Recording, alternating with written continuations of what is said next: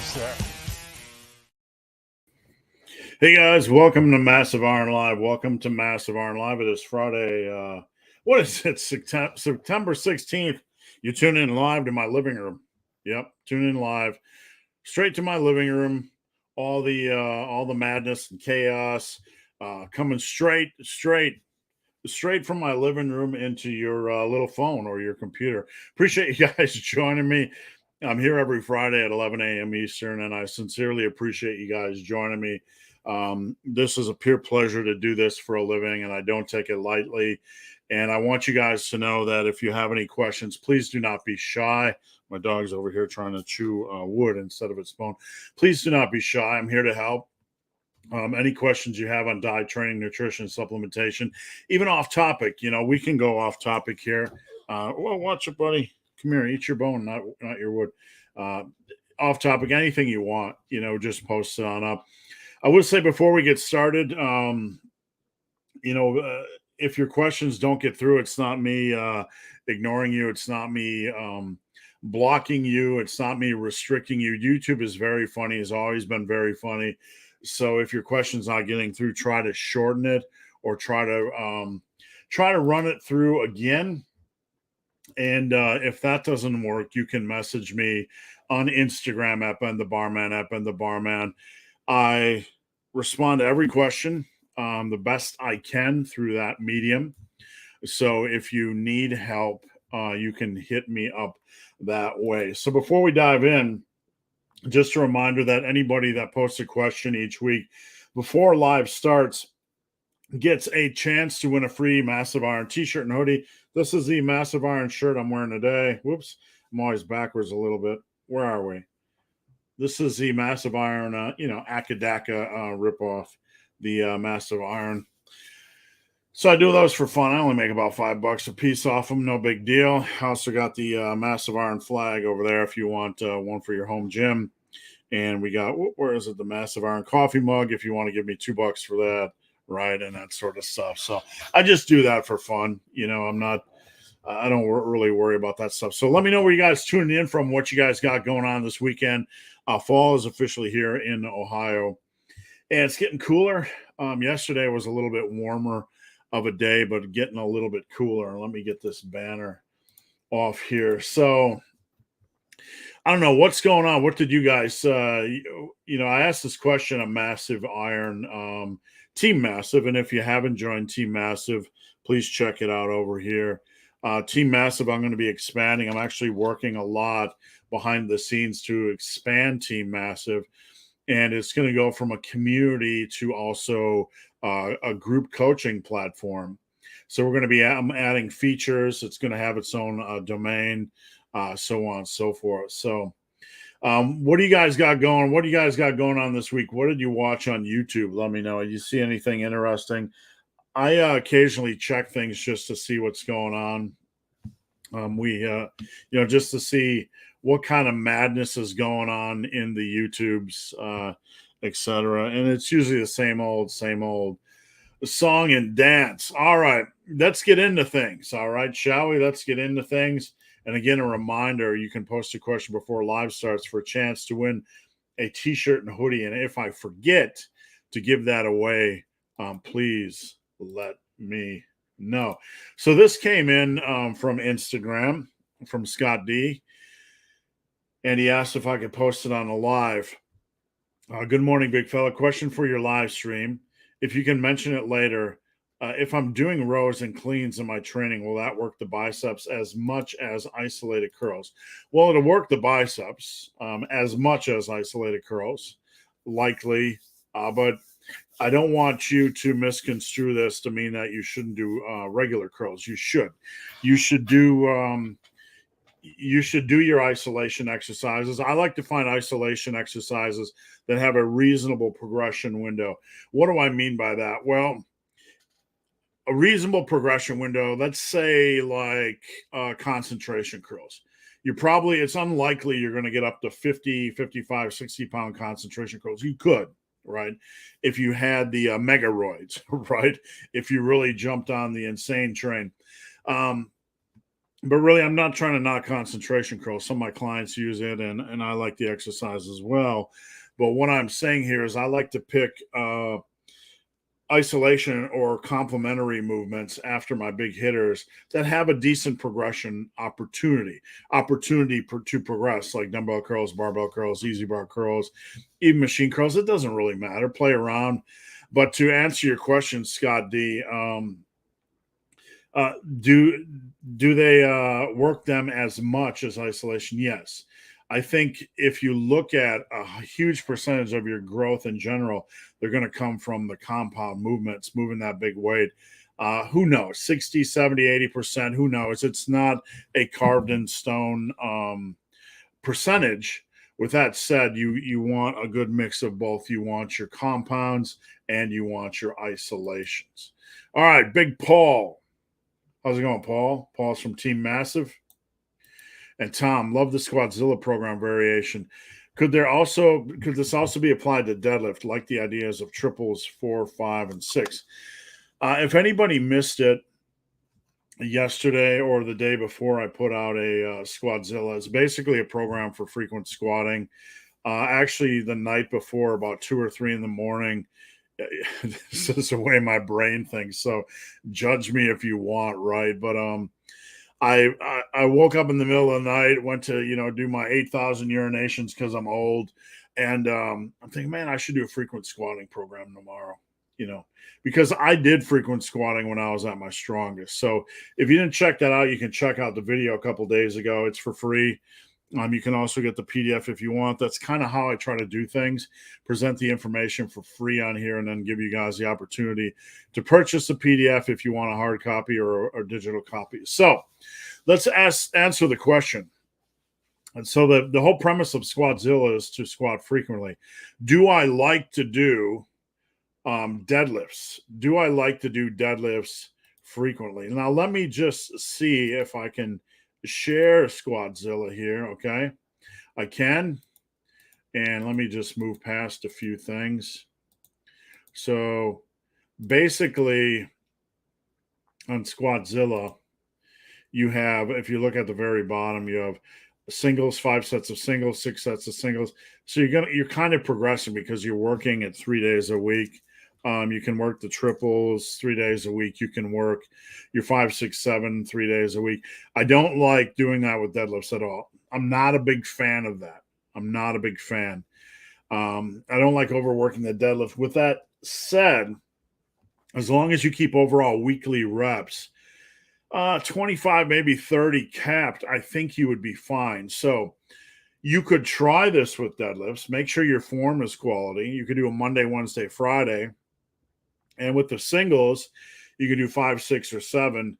That would be 18 singles over the course of a week. That would be fine.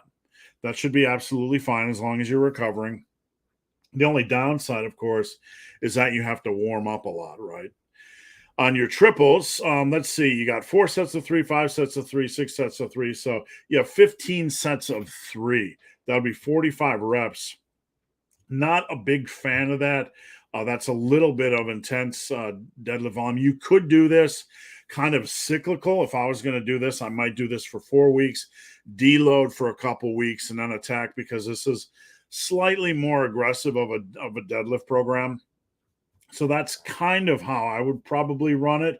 I mean, if you're recovering, fine. You could also just do 2 days a week. You could do 4 sets of 3, then 5 sets of 3. You could do that on Monday and Thursday. And then, in that case, you're doing 27 total reps a week.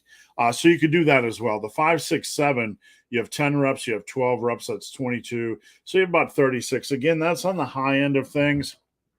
Could be done. But I would probably consider deloading every 4th week or taking 2 weeks off every 4th week. That would be the type of program I think that would be something you'd want to run a little bit longer.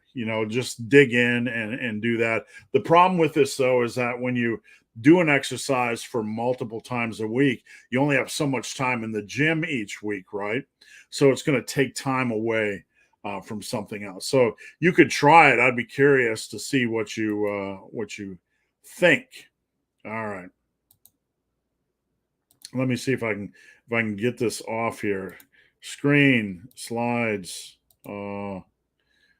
Let's see. Oh, I gotta click the little dots up above. Everything's so complicated. HB, what's going on, HB?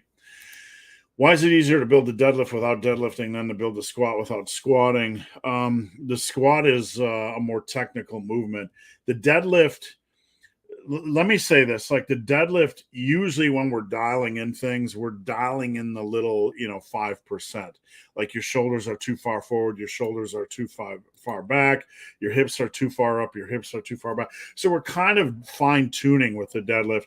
But with the deadlift, the little micro adjustments mean more. If your shoulders are forward just about an inch in front of the bar, it can cause your hips just to rocket up and really place a lot of stress on your lower back. So the deadlift is, how would you say, maybe a more finesse lift where micro adjustments mean a lot.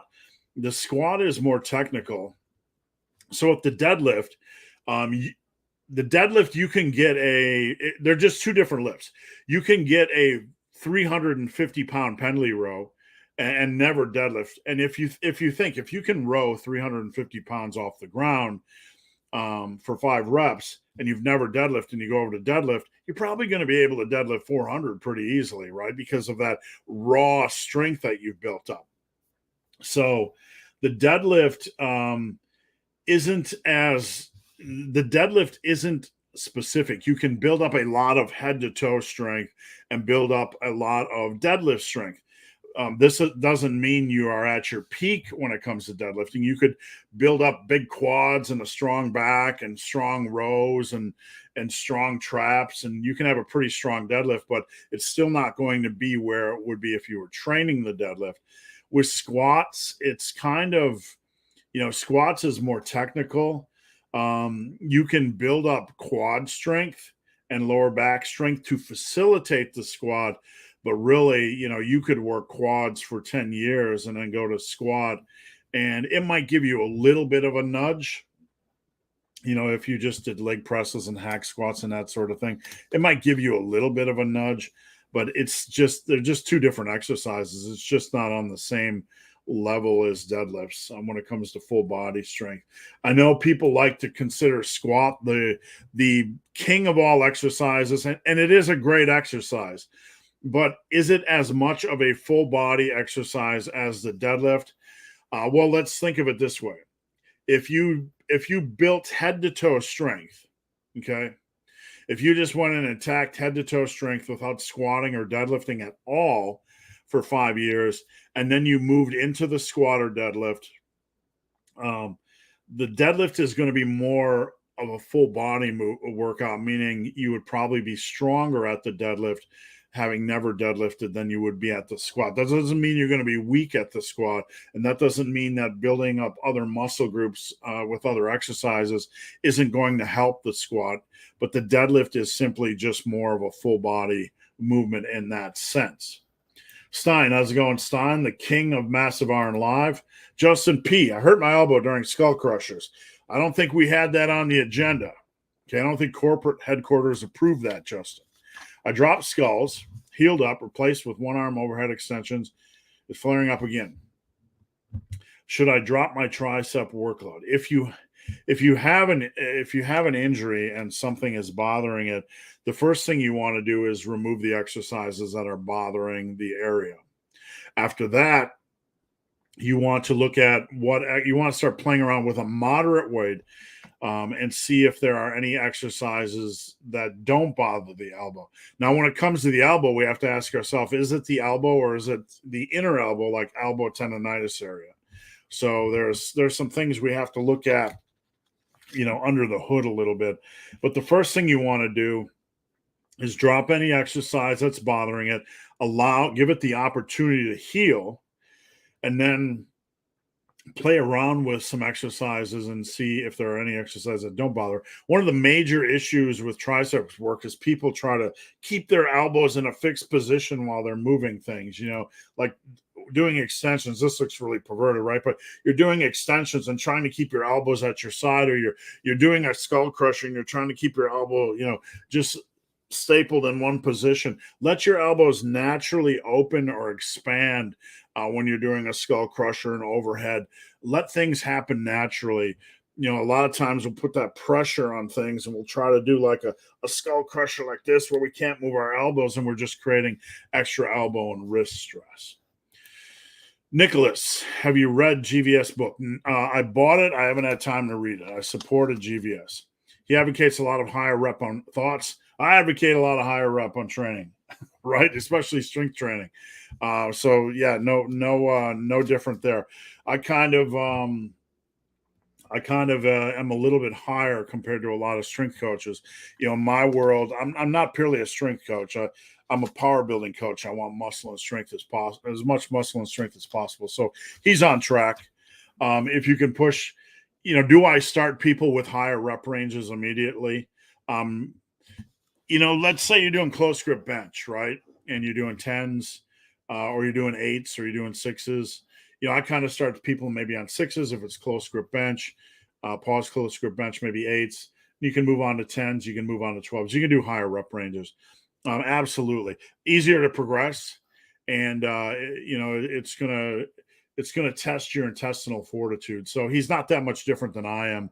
I mean, for years on this channel, I've had to fend off people that believe that building strength has to be on lower rep ranges, and that's a constant battle for me. So if anything, me and GVS are over in this corner, you know, maybe a couple. It's not that we're a couple reps off from each other. You know, it's that it's not like a big difference. Like we're like he says 12, I say 10. He says 14, I say 12. Big deal, you know, do whatever you want. That's what I've always taught on this channel. And I've always taught the pillars of success and specific rep ranges don't matter as long as they are reasonable. So he's right on track. If anything, it's me and GVS versus the world. You know, people think you build strength in lower rep ranges. In fact, you build most of your strength in power building rep ranges.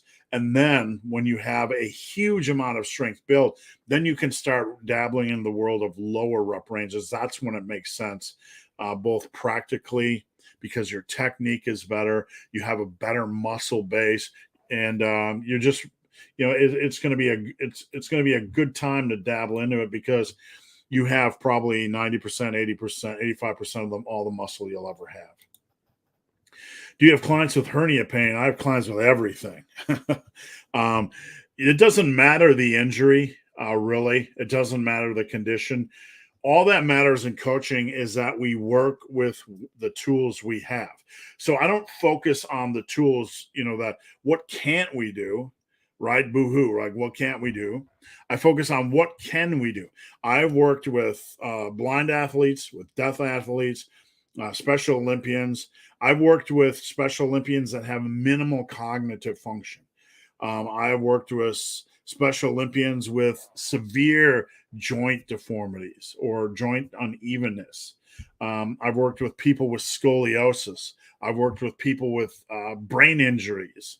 So as an experienced coach, none of that stuff bothers me because what we do is I build a relationship with people, or I try to. You know, as much, you know, it's a two-way street. You know, relationship's a two-way street, right? A lot of people come to coaching and they might not be ready for it, right? So, you know, you can't force people, but when we are in that place, we do a call. We go over what you can do, what you can't do. I ask every client on the phone, what exercises can't you do or don't you like to do? We comb through everything. So when a client then gets their workout, and every workout is hand constructed. Now, I can tell you a funny story. Like there's only so many ways to build a workout, right? So hand constructed, do I have, after you've done 1,000 or 2,000 custom workouts, you have kind of a really good idea of where things are going each day. Like there's not a million ways to do a workout, right? So when you say it's a custom workout, there are pieces in place in the structure that you need to have, like building a building, but a custom building still going to have a steel, you know, it's still going to have a foundation. It's still going to have a steel, you know, infrastructure. Still going to have electrical. It's still going to have walls, right? So building a workout, you have kind of this general vaporous structure, and then you fill in the gaps with preferences and workouts you can or exercise you can and can't do. If I can tell you guys a funny story,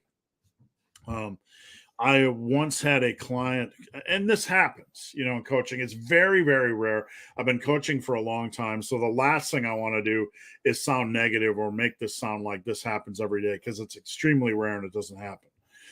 This was one case in many, many years. I had somebody come to me and I built them a workout. I don't know, upper, lower, whatever it was. And then they decide they want to do a full body. So basically all you do, since you have all their pieces in place on the upper, lower, right? You have the exercises they like to do. You have the rep ranges they like to do. You have the techniques. Maybe they like to do a superset over here. So you have the structure in the upper, lower. So the dude came to me, right? The dude came to me and he's like, after I gave him his initial upper, lower, and he's like, I would like to do 3 days a week, full body. So you just basically take the same pieces of the puzzle and you just slot them over into full body A, full body B, full body C, right? You move them around.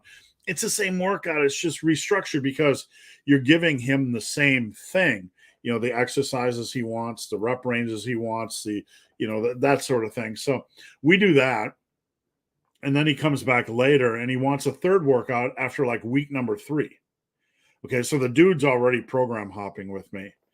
And I don't know what he expects, right? I'm just telling you the way it is. So I built a new program, like upper, lower, maybe it was a junk program, like upper, lower with the junk day. So then you take things from the full body and you move them back to the upper, lower, and then you have the junk day. So basically it's like a puzzle box with 50 pieces. You're going to use the same pieces for the client, right?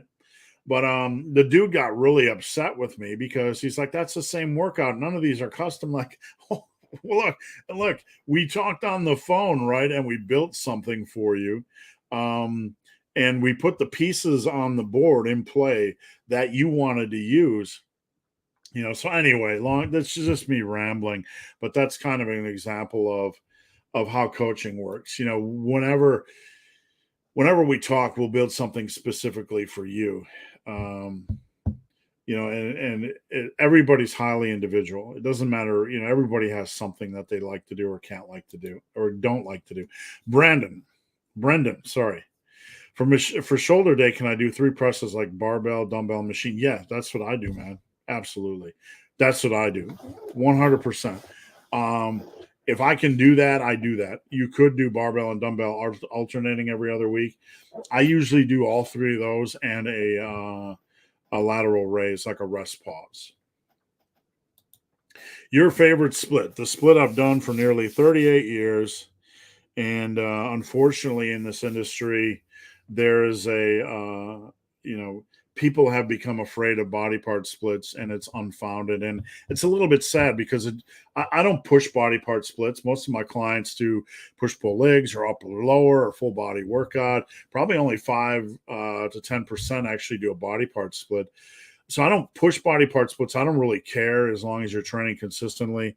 But I just find it sad that body part splits have, this negative stigma, that some people are afraid of them, like they don't work. They absolutely work. They work just as good as anything else. In fact, I find them to have a lot of characteristics that make them enjoyable. Now, what split you enjoy, is up to you, and it doesn't really matter, right? But what do I enjoy?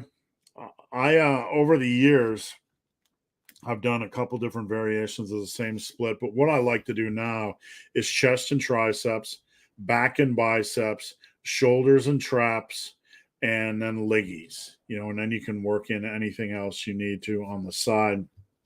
But you can also do chest and triceps, back and biceps, shoulders, a little bit more triceps and traps, and then legs. So you can get in a little bit extra tricep work on your shoulder day.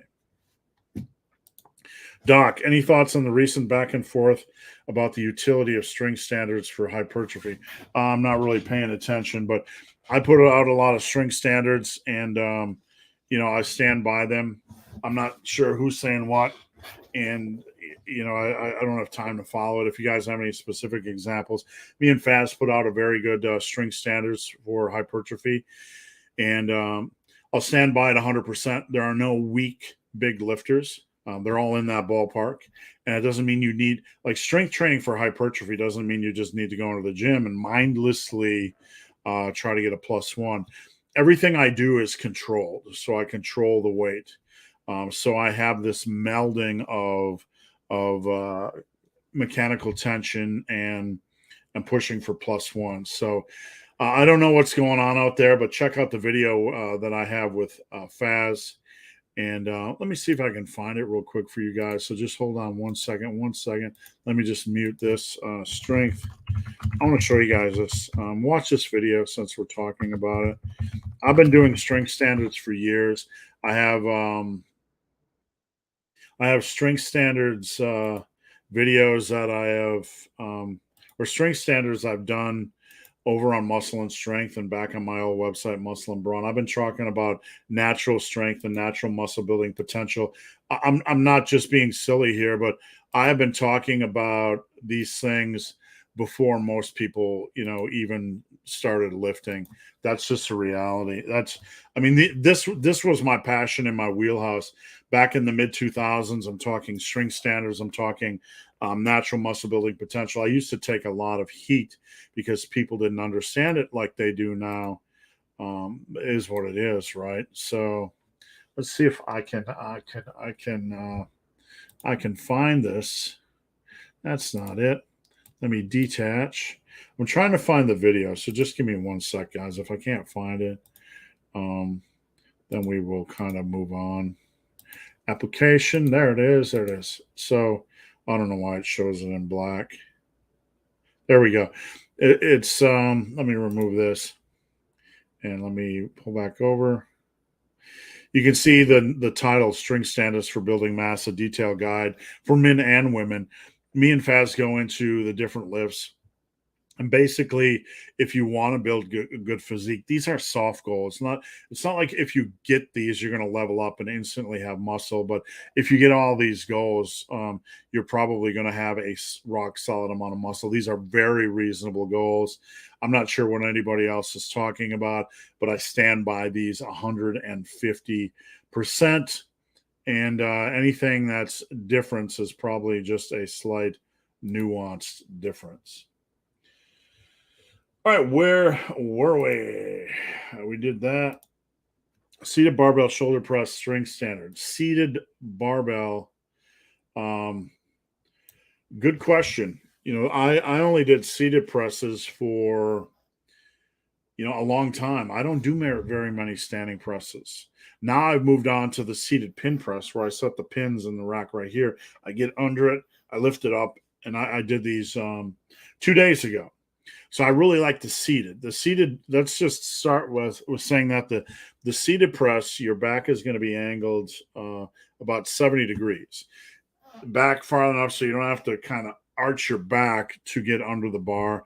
Less pressure on the lower back, more stability. And generally, the numbers I've seen tossed around, and this is probably close to my personal experience, is that a seated press, you're probably going to be about 10% stronger than you are on a military press for a number of reasons. You have that support, you have that stability, etc. So you can generally move a little bit more weight.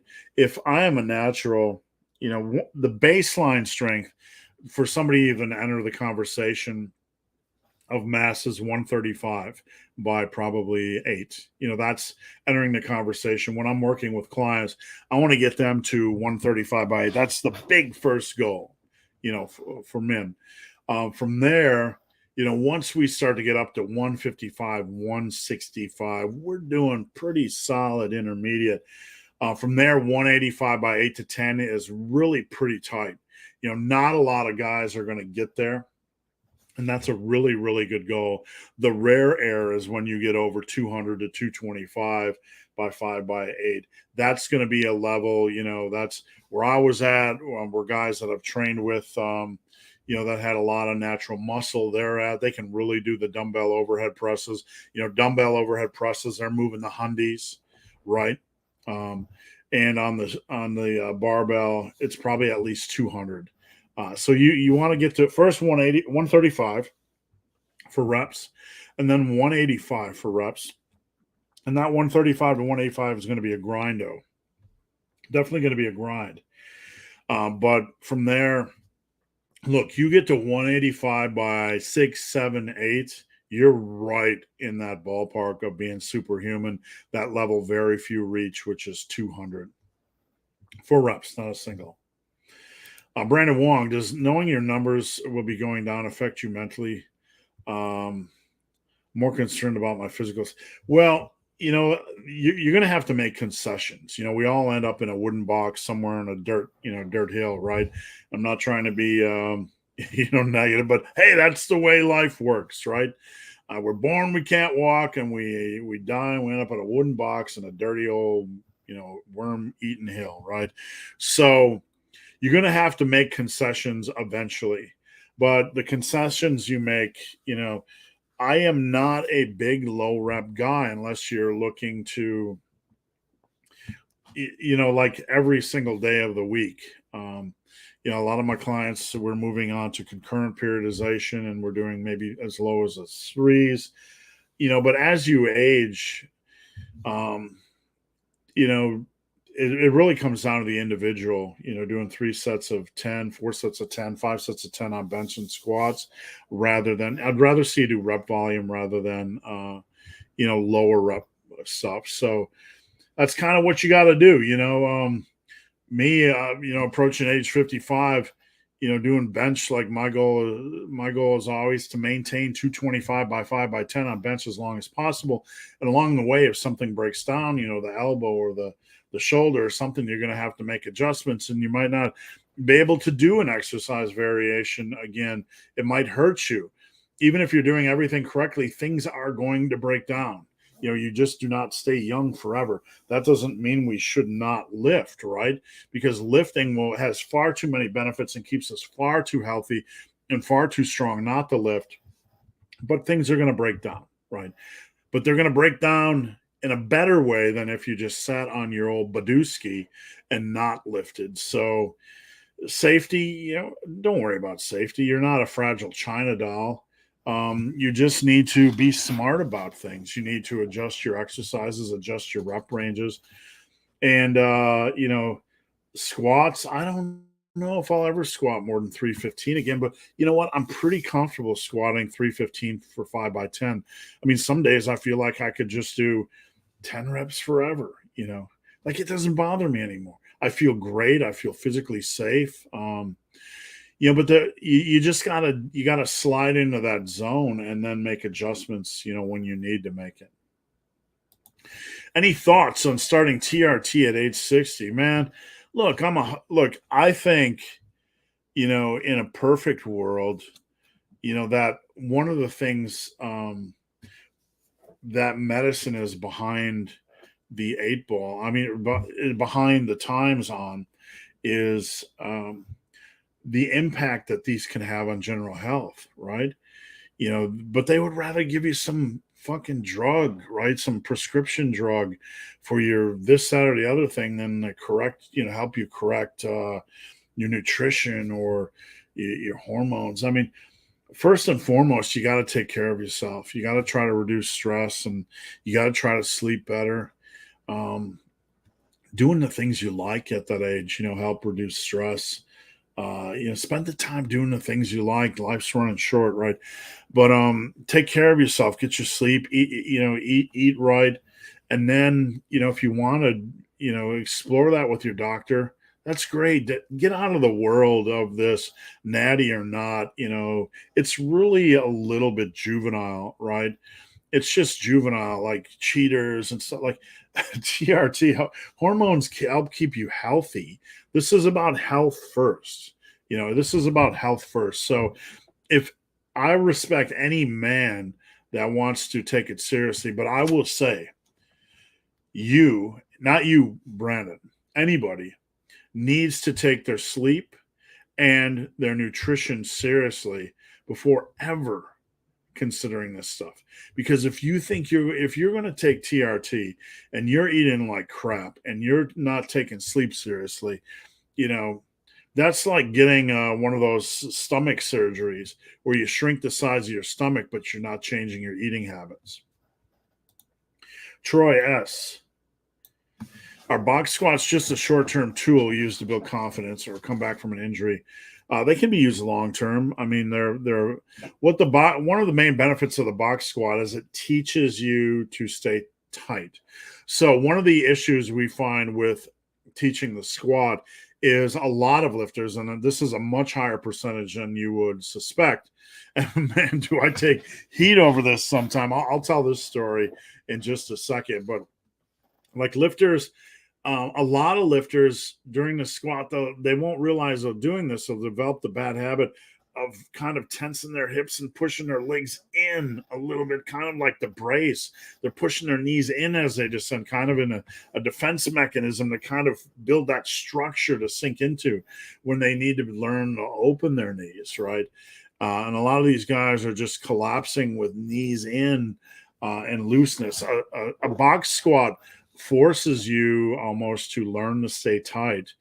And from there, we can kind of rewire the squat a little bit, force you to stay tight, train you to keep your knees open, and then hopefully go back to regular squats. I would really like to see box squats and regular squats used eventually, every other week or something like that, because they are two different exercises.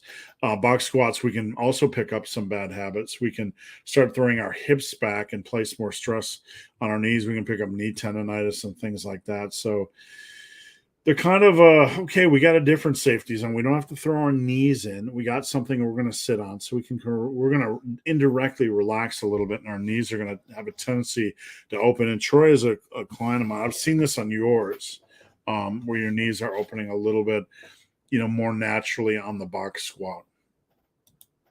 Megaroids, Josh Benware, how many sets of BHD rows do you typically do? Well, if you start to get super strong, the recovery cardiovascular impact of doing heavy rows can get kind of tremendous for a lot of people. Meaning, if you're doing really heavy dumbbell rows, like for me, when I do one set, I need a breather, man. I need a long breather. I can only do one set, and I do usually 20 reps. And my weights, depending on what dumbbell axis I have, or what I feel like loading up on the dumbbells, I'll do 150, sometimes up to 240. And, after I do my weak arm first, my left arm first, and I literally need to sit down for 5 minutes because it is such a physically demanding exercise. And then I'll move over to my right arm and I'm done. I'm done. I see the internet quality just dropped out of the blue. Hopefully it bounces back. But I am done after one set per side. For most lifters, as you get strong, two sets per side is probably good. Generally doing 3x10 while recovery is going pretty good is okay. And then as you get stronger, dropping to 2x10. A lot of really good questions today. We're not even hit 11 o'clock yet. And do you do back off sets? I don't like to do back off sets with dumbbell rows, man. I just don't. The reason, for a number of reasons, like if you got those big hefty dumbbells, if you're at home, then you have to unscrew and take off the plates and re-screw, and you're screwing around for another 5 minutes. So at home, royal pain in the ass. I just don't like to do that at home. It's just, I don't like to waste time changing plates at home. It's a personal thing. You can. But if you're in a commercial gym and you're doing like 120s, 130s, and then you have to go roll out a 90 or find the 90, it's got another set of issues. So you can, if it's convenient for you, there's nothing wrong with that. Team Massive, if you haven't joined, best thing in lifting, thank you. I appreciate that. I really do. And we're going to be expanding that. Man, I'm working hard to expand that behind the scenes. I've given some of the Team Massive guys a peek, but things are going to be crazy with the things I'm adding to Team Massive in the New Year's. We're going to have courses, and we're going to have training manuals, and just a vast amount of resources. Team Massive is just, it's going to be like a community, and it's going to be a library, and it's going to be group coaching. And group coaching, what is group coaching? You call it, like, don't think of it as crappy coaching. You sign up, you're going to get a call, you're going to get a custom workout, and we're going to have daily check-ins, just more group check-ins. You'll be able to get your form checked, you'll be able to get workout adjustments, and it's going to be cheaper. So this is going to be a good option. Aberrant, how do I speed up my trips to the gym? If I were to do all 8 exercises in my program, dude, listen to me, dude, right? I couldn't do 8 exercises on a given day. Hell no. No way. About 6 is my limit. I don't know how you do 8. That's why I could never do like a full body workout. No way. So the only thing I can say to you is, I have no idea what you're doing, but whatever you're doing, that's too many exercises per day.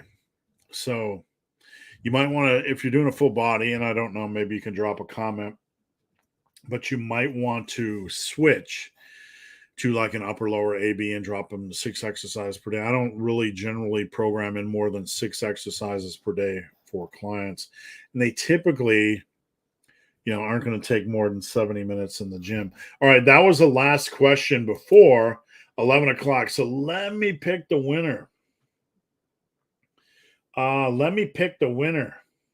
going to give Brandon a hoodie or a t-shirt. Hoodie or a t-shirt, Brandon. I don't care. You can have a flag as well. You can also have a massive iron creatine. You can also have a massive iron whey protein. You can have whatever you want, Brandon. You can DM me on Instagram at Ben the Barman, or slide into my DM at benthebarman@gmail.com on Instagram. Now, I'm going to show you guys something, and this is more for convenience than it is for sales, okay? This is my website, superlivingtoday.com. Why is it not called Massive Iron? Well, that's a good question. When I let me get the stupid email pop-ups. When I got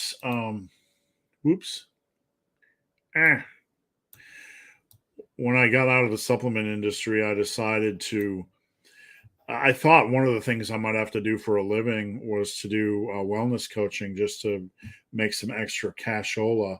So I kind of opened this website, and that's where I started running my coaching services. And I've taken out so many clients through YouTube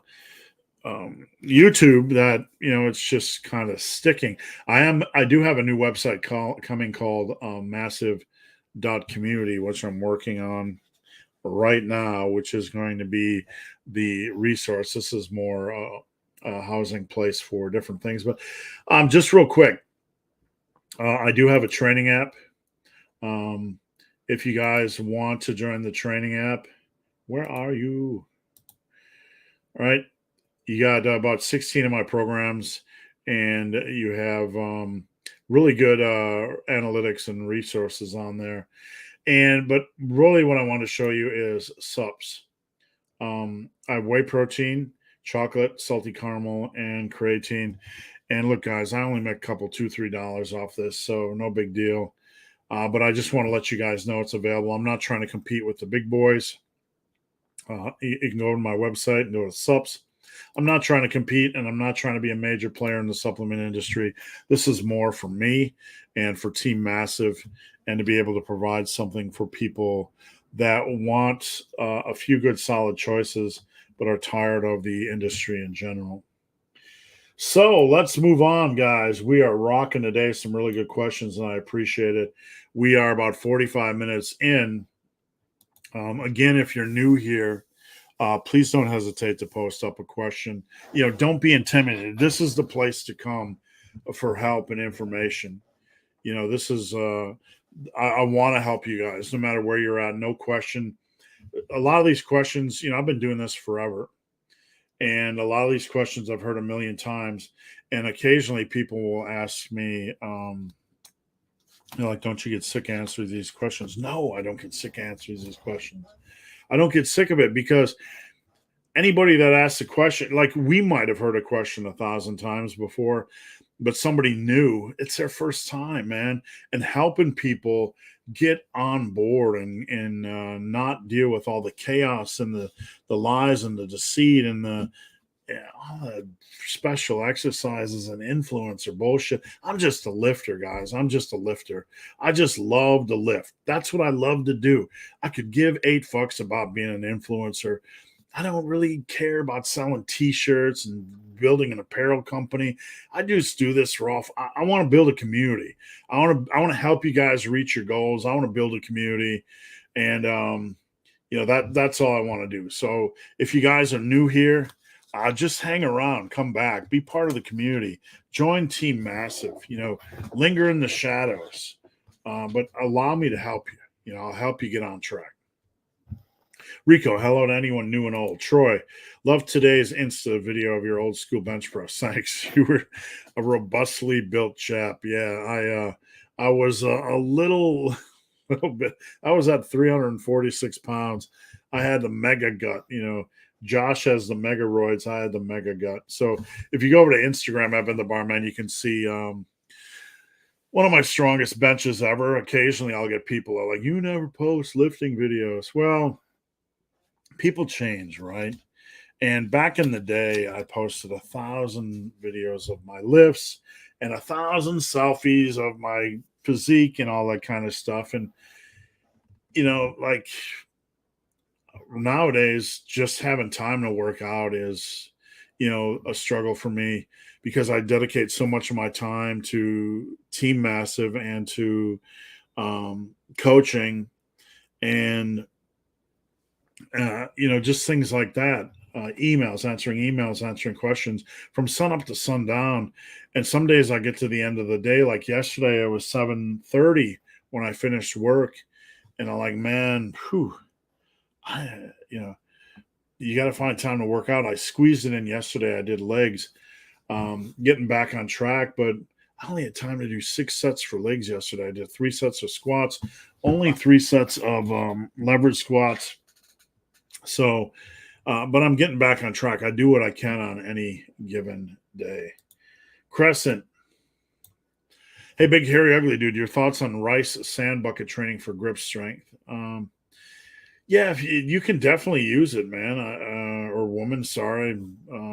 You can, anything you can do that has resistance, like at home, if you don't have dumbbells, you could get a cheap backpack and fill it with canned foods or sandbags or bags of rice. Rice is cheap. Whatever you can, a backpack or a bucket, whatever works. And you can do rows and curls and get creative. Just get creative. That's the beautiful thing, about what we're doing. You have the opportunity to get creative at home if you don't have access to things. So I'm all for it. All for it. Jamie Leach, have you ever thought about doing an online powerlifting meet? Yeah, I've talked to Faz about, tossed around the idea. And here's the idea pile up here this high, right? And here's the time to do it pile. So I would love to do it. I would love to find some people that could help me do it and to find a way to do it streamlined. It's something I'd really like to do, like hold meets 2 or 3 times a year. So, yeah, man, I'm hoping I'll have more time for that next year. This year, it's out of the question. But I've also been thinking about some events that are just non-conventional, like that combine, like say 10 reps on squats or 10 reps on bench. And then, with like a 10-mile hike or run or something, in the woods or something people could do. Something people could combine, like, I'd like to do online powerlifting meet, but it would also be fun to do something more well-rounded, like combine strength, maybe some form of calisthenics testing, and some form of a, endurance type of run, not super long, half mile, half marathon or something like that. But I think that would be fun in addition. Matthew, max number of presses would you program for a push workout? I look at things over the course of a week. So what do I do typically for clients? For myself and for clients, for a lot of them, over a weekly workout, you would have bench, you would have dumbbell bench, and you might have plate loaded chest press. So usually like 3 chest press exercises. And this excludes, isolation stuff like pec deck and whatever. So usually about 9 sets and about 9 sets for shoulders. So about 18 total sets of dumbbells, barbells, and machines. Sebastian, what's the lowest number of sets you'd consider reasonable? I don't like, I don't know. I don't like to seek minimums or maximums. I like to seek things that are perfect for individuals. You basically want to start with about 10 to 12 sets for major muscle group and adjust from there. I don't seek lowers, I don't think seeking lowers randomly is reasonable. Let's put it that way. I don't think it is. Some people don't have time. That's fine. You don't have time, a busy season in your life. That's fine. But, there's a point where you're lowering sets too low where you have to ask yourself, what am I doing? What's the rest of my life? Is the rest of my life that chaotic where I can't, like let's say you, I don't know, worked on an oil rig, or I don't know, something ridiculous, right? Where you could only go to the gym once a week. You'd have to do what you had to do, right? But if you're like a normal mouth breather, I'm not going to seek lowers. I'm not going to seek lowest number of sets. Start at 10 to 12 and adjust. I don't like to play I don't like to play the speculation game.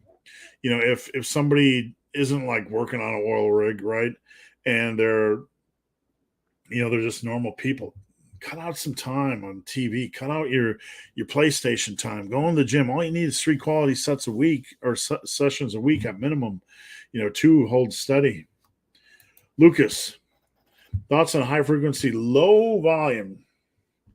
High frequency, low volume. All that matters, like when it comes to programming, you have three tiers. You have volume, which is volume of sets, right? Dumbed down. Intensity, which is weight relative to your 1 rep max. So 90% of your 1 rep max is more intense on the intensity scale than 80%. We're not talking about intensity techniques. So you have volume, intensity, and frequency. 3 tiers of the triangle. Whoop, where we go? 3 tiers of the triangle: volume, intensity, frequency. Okay. When you increase volume, you have to decrease intensity or frequency. When you increase intensity, you have to reduce volume or frequency in general to balance things out. So if you want to adjust frequency, if you want to adjust volume, that's fine. We have to look at overall, the bigger impact of the program. So you said also thoughts on doing 1 grinder set to absolute failure without compromising form. No, I don't like blanketly pushing all exercises to failure because the demands of every exercise is different, and no grinders, right? We don't want to do grinders. Well, some exercises are less forgiving. But in practice, as a general rule, you don't want to just do everything as a grinder. You have to view every exercise as different. The demands of every exercise is different.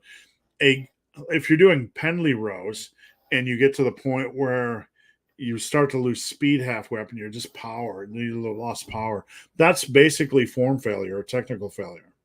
And it's not going to beat up your body, right?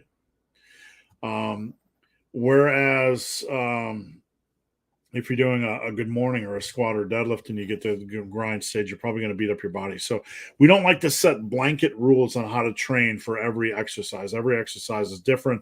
We don't want to go to absolute failure. That's just for every lift. That's just a bad thing to do.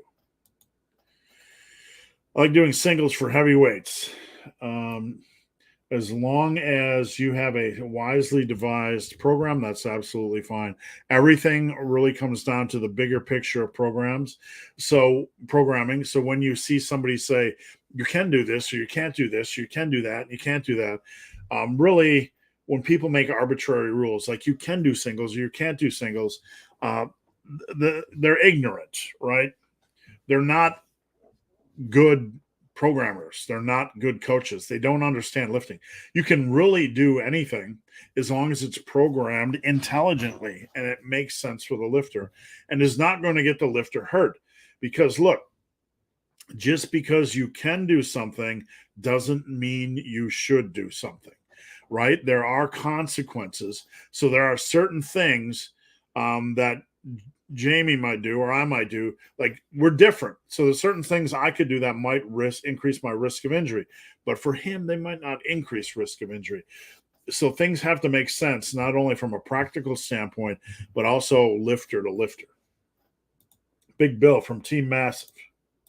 You guys are rocking the questions today. I appreciate it.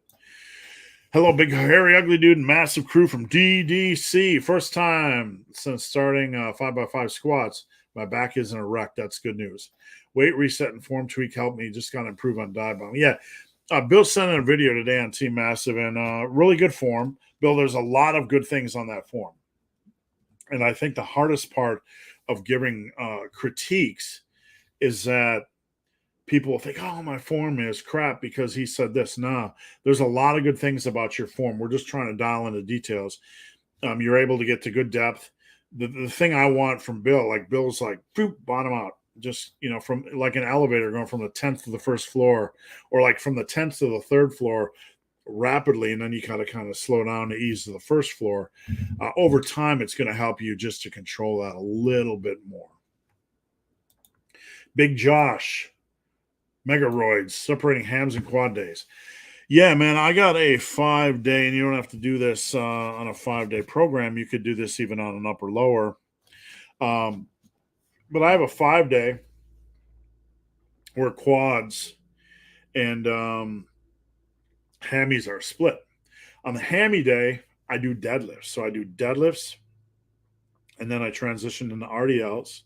And then I transition into shrugs because it's nice just to use that same barbell, right? Deadlifts, RDLs, shrugs. And then I might finish off with my hamstring work, any other hamstring work I want to do, like glute hams or leggy curls or whatever. So I got kind of a deadlift day where I then moved to RDLs and moved to power shrugs and then moved to leg curls and glute ham raises and maybe abs or calves, and then you're done. And on the quads day, you can do your quadrizoid. So you could do this on an upper lower, where you have a squat and a deadlift day on your lowers. You have a quad and usually that lowers on my world, the posterior workouts on the upper lower. One day has a deadlift focus, one day has a squat focus, so that would work as well. You could kind of split them up a little bit for an upper lower, or you could do a 5-day split. And the 5-day split, you're going to have deadlifts and hammies on the same day. You're going to have quadrizoids on the other, quadriceps, quadricons on the second day.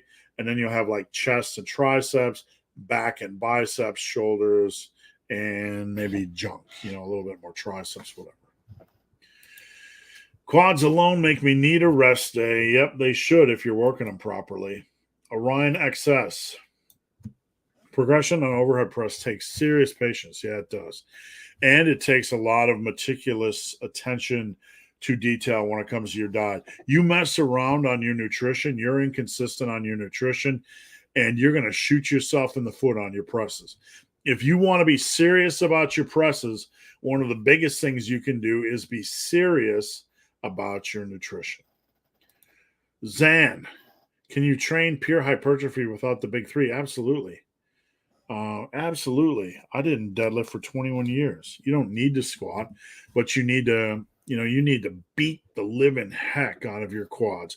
If I didn't squat, I'd be a leg pressing fool. I'd be a hack pressing fool. I'd be a hack squatting fool. I'd be a leverage squatting fool. I'd be a leg extension fool. I'd be doing Tom Platz level circus, stuff. So you don't need squats. You don't need deadlifts. And bench, you're going to need some serious pressing. So you're going to need to do dumbbell bench. You're going to need to do plate loaded bench. You're going to you're going to need to do things like dips and push-ups. So bench is kind of the one, do you have to do bench? No, but you're going to have to do a lot of movements like the bench anyway. Big Paul, the sexiest midget I know. Just kidding, Paul. Paul cracked a joke about his height the other day in Team Massive. So I have no idea what Paul's height is. I'm just busting his balls based on that. Shoulder felt tender during bench. More cocaine. So I shut down the workout before injury. Good call. It happens sometimes randomly. How long do you recommend rest? If it felt tender, it depends on the degree. Was it super minor? Sometimes you just have those super minor tweaks and injuries and whatever. I would go in the next time and just do my warm-up sets. And if anything feels weird, just back off. If it feels major, like you wake up tomorrow and you're like, something's not right, then you probably want to take a complete week away. Reese, Tao, thoughts on one set? No. Nope. And I explained this before. Every exercise is different. So some you can take to failure and some you can't, but the demands of every exercise is different. So in general, it's just not an intelligent way to train. It doesn't understand lifting. Some exercises are going to beat you up training to failure. Some are going to place unwanted stress on your tendons and connective tissue. And we want to play the long game. We want to push a set for as many quality reps as possible, stopping that set when we feel like our form is going to break down or when we feel like we might fail on the next rep. There's no benefit to going to failure. And there's no benefit to going to grinding failure in the grindville as well. Check out the workout programs on my website.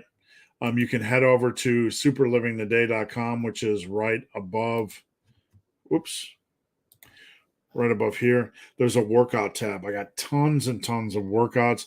I got books. Find you a good workout that works for you. I got a really good program called Massive Mass, which has 2 quality sets per exercise as a baseline. It's a really good hypertrophy program. Zan, can you train pure hypertrophy? Yep, we already talked about this one. Sorry, it was a repeat. Yush. Been doing triceps get-ups for a week. Yeah, man. We talked about those. Those are a brutal exercise. And it was amazing. Absolutely loved it. I'm glad you tried these, Yush.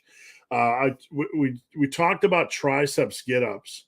And I'll see if I can find the exercise again. It's an exercise, when I was trying to find, let me just mute this. Let me mute this because if we don't, when I was during the pandemic, when I had a lot of clients at home and folks were looking for triceps. Why is this? Sorry.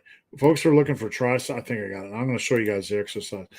When the pandemic hit, a lot of people were trying to find triceps exercises to do at home. So I was trying to get creative myself, right?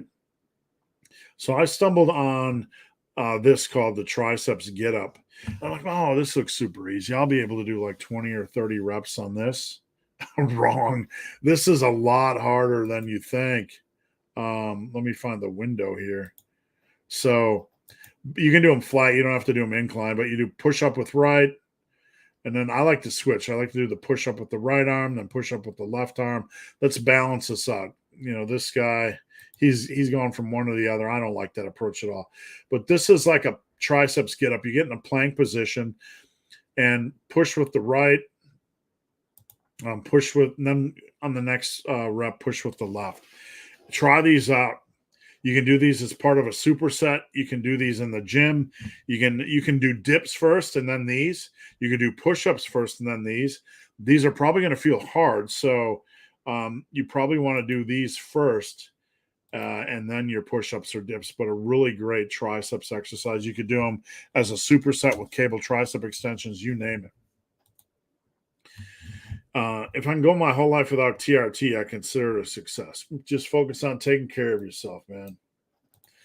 Bill, TRT should be a last resort to improve health. Yeah, it's like stomach stapling or a lap band surgery, right? But some guys, look, the reality is we don't want to be like, the one thing I'll say is, one thing I personally don't ever want to be is like Mr. I'm better than you asshole, right? I am going to eat better and I'm going to sleep better. And if you don't eat better and sleep better, you're a peon and you do not deserve. Like, look, man, I've been there in the grind. I know a lot of you have tough careers, you have tough jobs. I deal with guys that are working on railroad jobs that hardly have time to wipe their own ass, and the demands and the heat and all kinds of stuff. The challenges and the sleep challenges I get it. A lot of you men are out there, and women are out there doing what you need to do to support your families, and things are tough. There's a lot of tough challenges, and life is not easy. And we don't just need to, like, I don't want to be the guy that runs around saying, man, you had Whopper and fries, you're the devil. It happens. That's life. But we want to do the best we can with what we have, no matter where we're at. The best we can. Get the best sleep you can. Get the best nutrition you can. Make the most of it. Make the most of it. For dumbbell rows, getting up to the 130s is its own exercise. Man, you're like, people ask, like, what do you think about loaded carries, like strongman stuff? And what do you think about farmer walks? I'm like, that's my whole workout, right? Like running around the gym, waddling, carrying 45-pound plates or carrying 150-pound dumbbells. Yeah, that stuff kind of gets built into your workout after time, right? Troy, will heavy rowing and shoulder pressing, sufficiently hit my rear delts? Heavy rowing, man, that's all I've really done over 38 years. I do a rear delt exercise for good luck every week. But yeah, rows are going to build your rear delts just like presses are going to build your front delts. That's the beautiful thing about rows. The reality is most people don't work their rows hard enough to, have good rear delts, and then they don't have good rear delts. So let's do 8,000 things of face pulls. And look, if your rear delts are weak, from a muscular standpoint, adding in face pulls isn't going to make up for weak ass row strength. The Satera. When I use the pec deck for rear delt flies, I always feel it in my lats.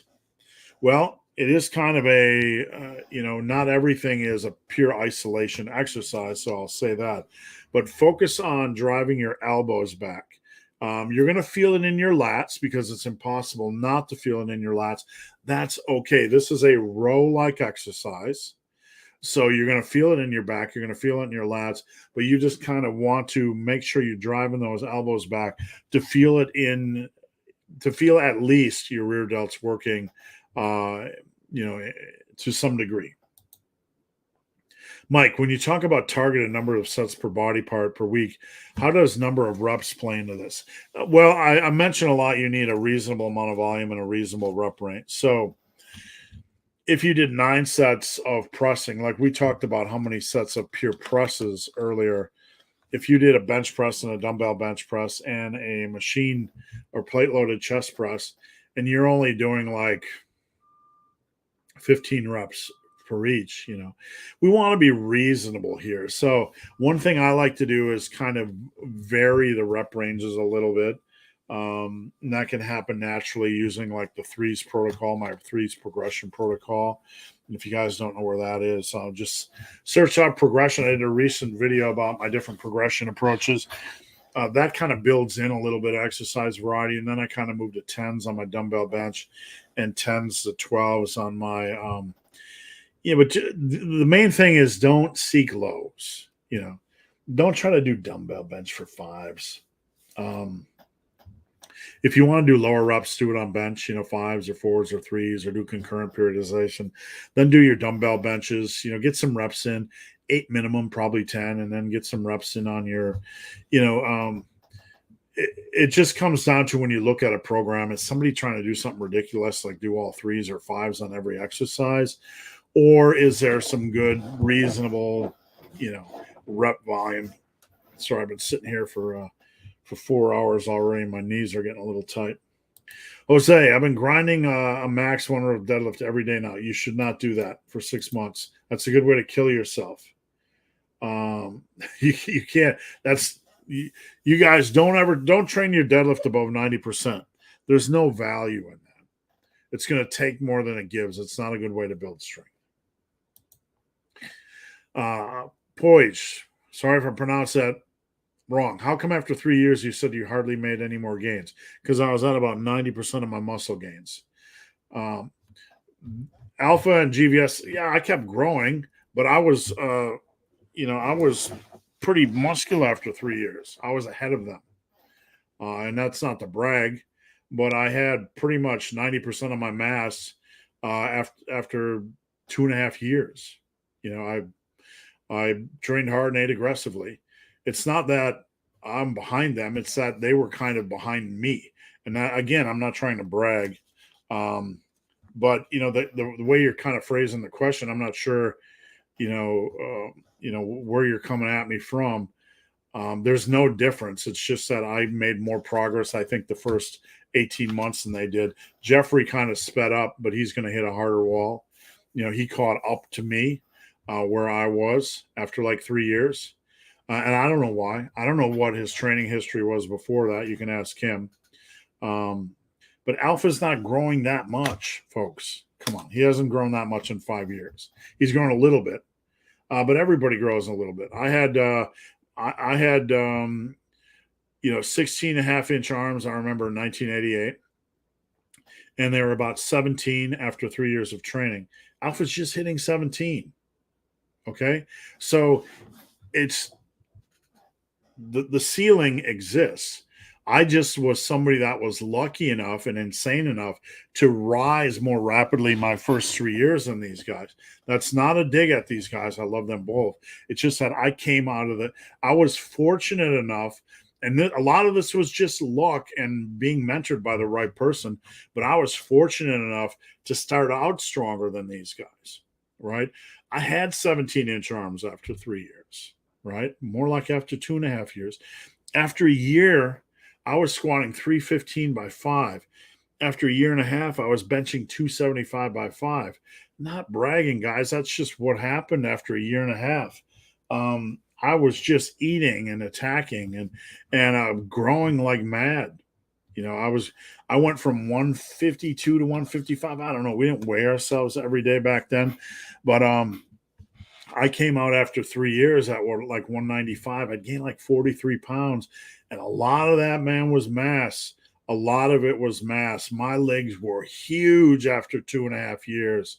And my arms were 17 inches. I haven't gained a lot since then because I hit 90% faster than them. And some of it has to do with strength as well.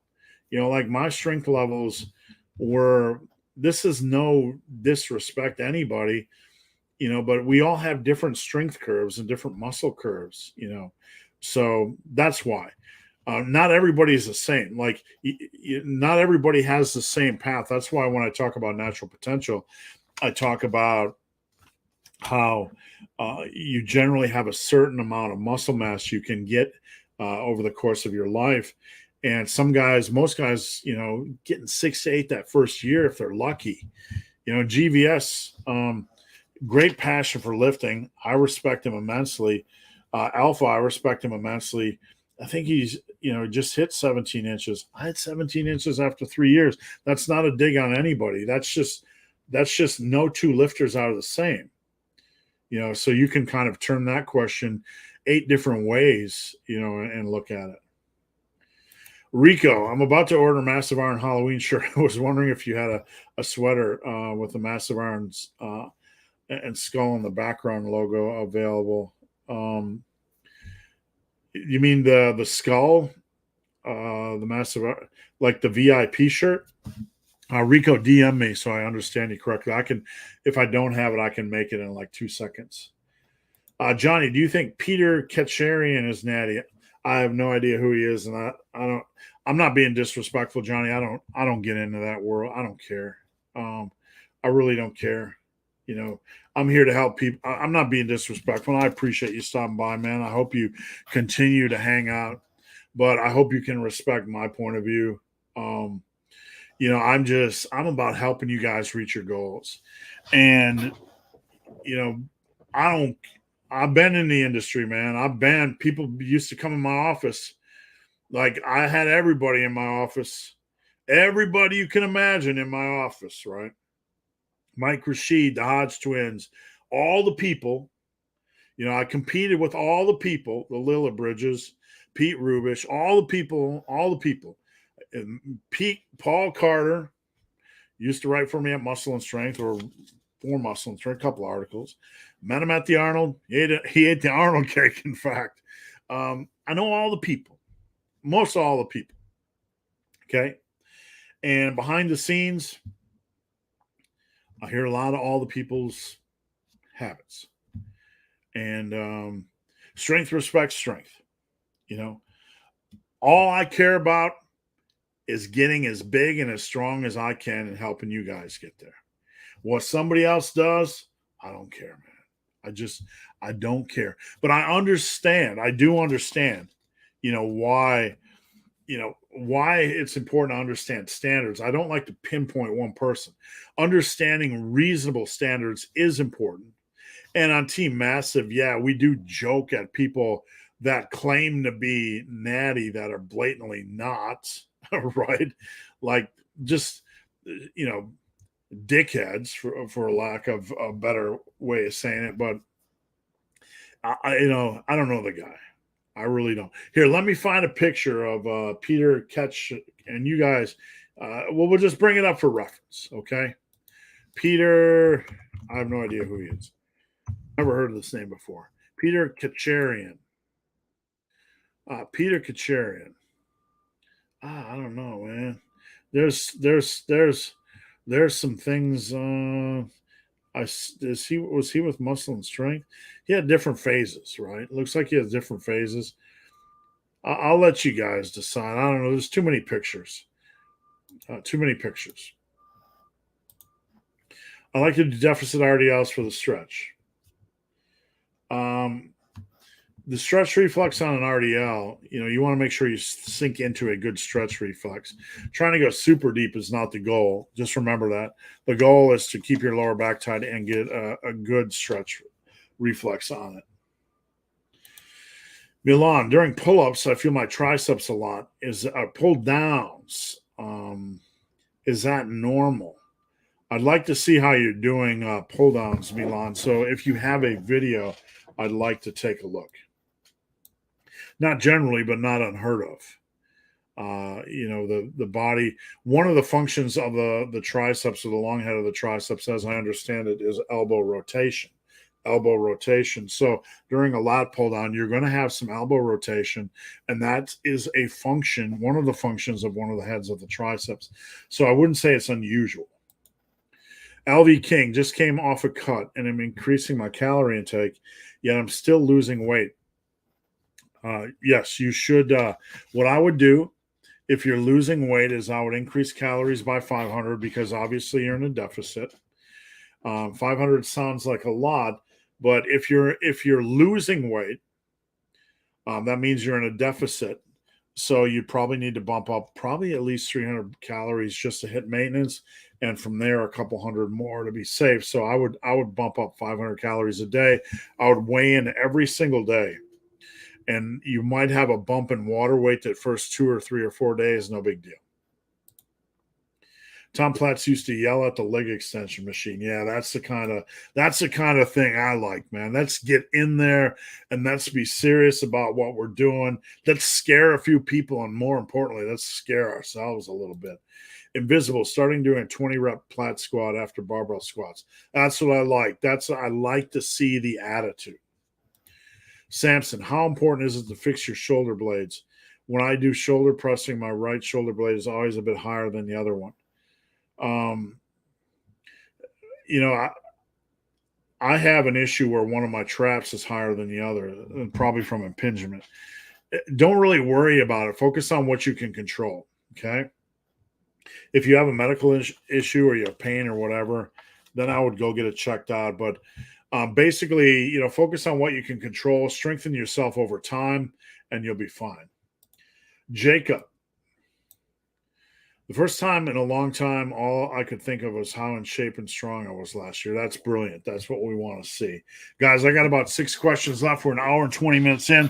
I appreciate you guys joining me. So I don't like to do the last call when we only got a couple questions left. So hit those questions. Now we had a lot of new people here today, and I appreciate that. I appreciate you guys joining me. Please come back.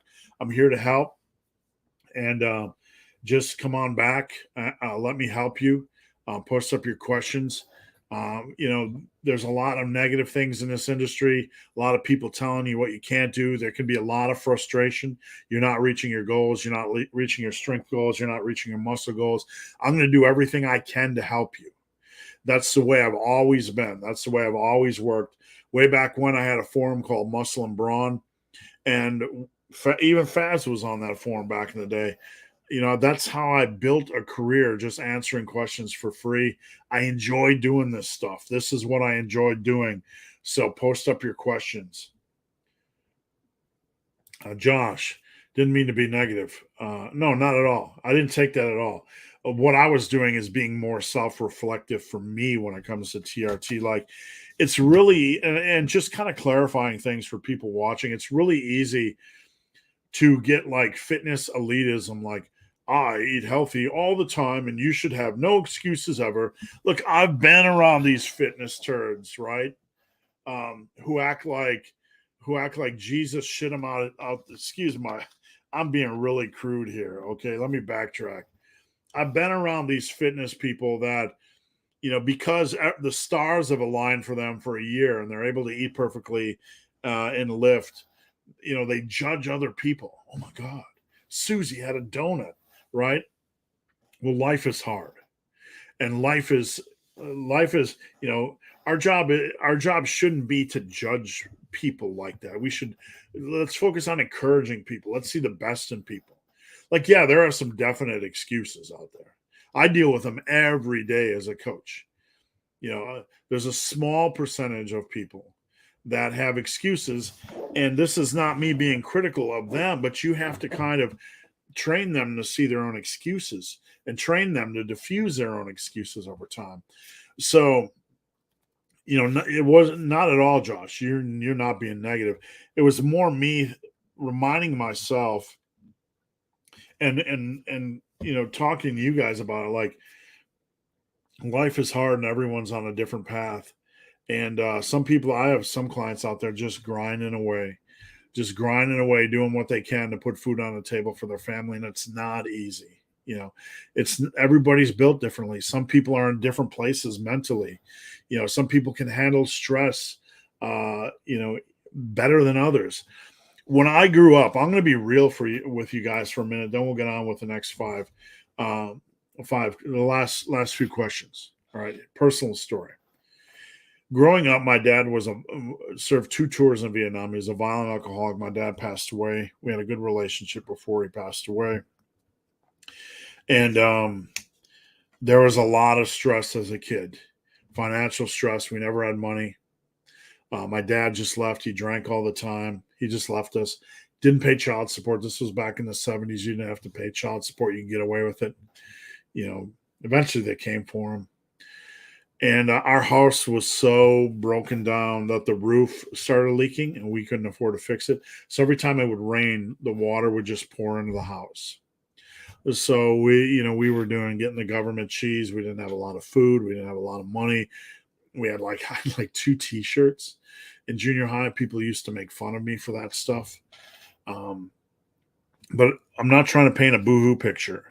What I'm trying to, my life was stressed as a kid. Stress, money stress, dealing with things as a kid I shouldn't, like food stress, people, not fitting in, all that kind of stuff. And you don't realize how these things mold you sometimes, not using them as an excuse, but I realize I don't handle stress well. I don't want stress. I want smooth sailing through my days. And that's kind of a reflection of when I was a child, when When stress comes into my day, I'm like, go away, go away. I don't want that stuff. So I don't always, life can be a long journey of understanding ourselves and rewiring ourselves or fixing ourselves. So I try not to judge people, and I know you're not judging people, Josh, but I try not to assume what somebody's been through, and I try not to, assume their journey. I just want to help. If I get 5 hours of sleep a couple nights a week, but average 7, you'll be fine, man. You'll be fine. When I had my daughters, there was a lot of crappy sleep nights, but over the long run, that's life. You're going to have a lot of ups and you're going to have a lot of downs.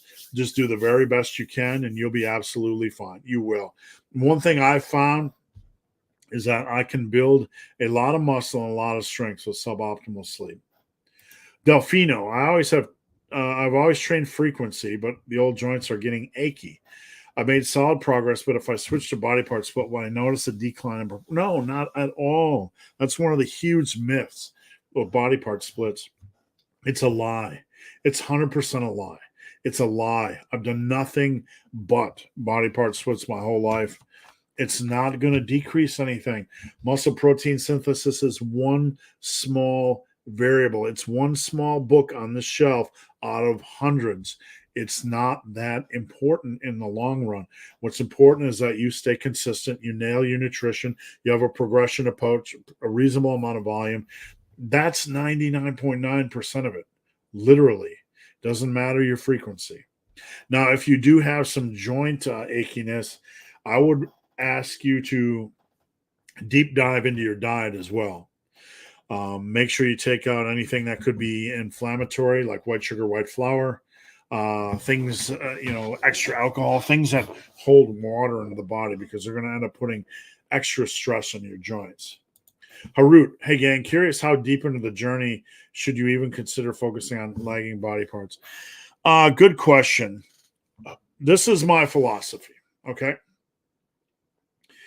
You want to assume everything is weak, okay? You want to just kill everything. You want to make everything strong, and you want to do that for a good 5 years, right? And then after you're like 90% of your potential. Like you're pretty strong, you're pretty big, your arms are 16 and a half. Then we can kind of start looking under the hood a little bit. My arms are 17 and a quarter. My legs, which look big to you guys, are like only 26. My legs are undersized compared to my arms, even though my legs look monstrous. So my legs are a little bit small compared to my arms, even though I've always been a leg obsessed guy.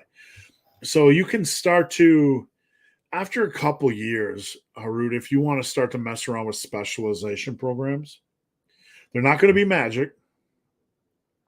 And they're just usually short-term intense, or you could even have a year of leg focus, but I would not do that stuff until you really are at about 90. I wouldn't do the year of intense focus till you're really at about 90% of where you want to be.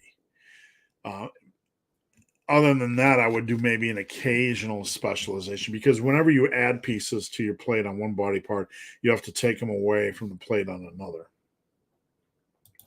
My apartment has very uneven floors. This can be a huge issue when squatting or deadlifting. I'm not sure if you're actually squatting or deadlifting in your apartment, so I got ahead of myself. So weighing myself isn't effective as seen even in the same spot. Advice on how to track my lean bulk. Weight is a huge part of it, and an even floor is a huge part of it. What I would suggest is I would probably get a wooden block that is like 18 by 18 and put the scale on it and kind of level it a little bit if you can, in some way, shape, or form. There's got to be one spot in that apartment that's better than the other. But yeah, you got to find a way to weigh yourself some way, somehow. Whether it's at the gym, at home, it has to be the same time and under the same circumstances, and preferably in your birthday suit. So that's a little bit tough. Skip, can you grow muscle with partial range of motion? You can grow muscle doing everything, but is it the best way? No. I like to focus on the best way, the conventional. And people will ask a lot of these theoretical questions. No one's going to use partial range of motion on every lift over the course of 5 to 10 years. These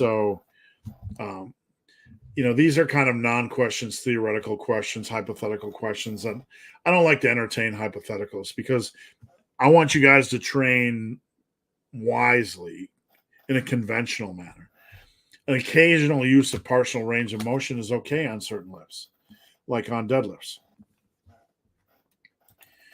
Or occasional partial range of motion on overhead presses, like a pin press or a pin bench press. All this stuff can work if it's part of a bigger picture that makes sense, if that makes sense.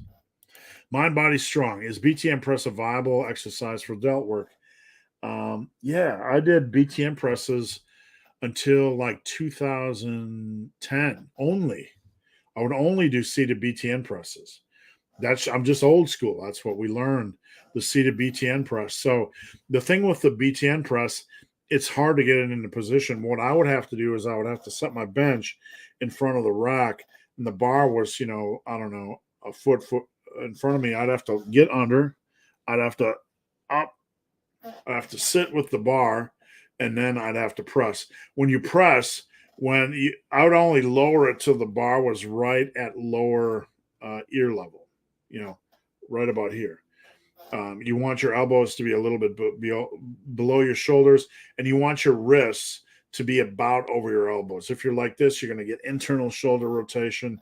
If you're like this, you're going to get external shoulder rotation. That shoulder stress adds up. So you want the bar to come to about lower earlobe, and elbows a little bit below shoulders, and wrists about over elbows. And you can do that. You can absolutely do that. Dan, want to add some running to supplement walking and hiking, mainly for cardio. Best to follow a program or just run? I have if you're going to do something, you might as well do it right. But what I would do is say for the first month, just go out and try to do 2 a week. Try to run at conversational pace, slow and steady. And again, last call for questions, guys.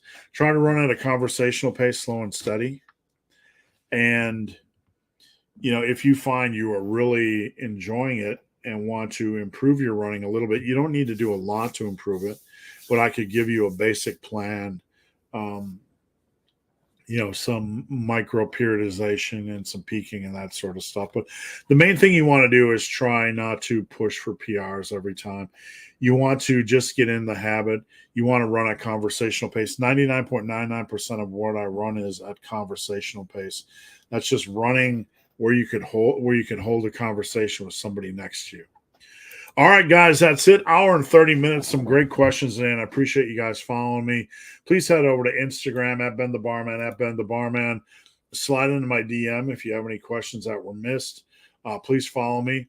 If you're not following this channel on YouTube, please consider subscribing. I'd appreciate it. And if you need anything, you need a workout, head over to superlivingtoday.com. If you want to be part of a good, encouraging, positive community, troll-free community where you can get form help, where you can get workout help, check out Team Massive at superlivingtoday.com.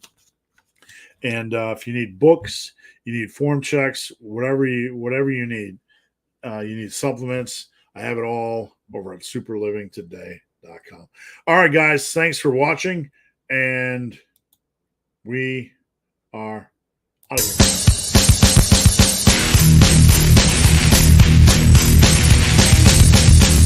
It's not almost over.